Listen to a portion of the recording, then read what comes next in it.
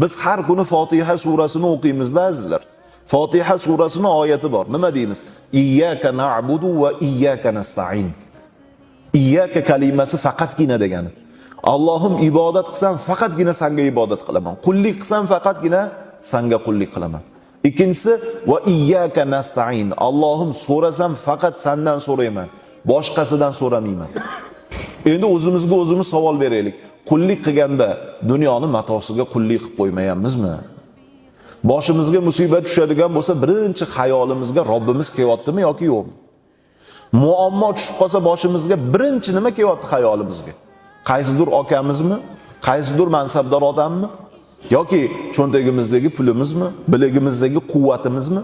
Yoki xayolimizga birinchi Robbimiz kelyaptimi? Birinchi Robbimiz kelayotgan bo'lsa, bizda o'sha iyyaka na'budu, faqatgina senga ibodat qilaman degan sifat topilayotgan bo'ladi.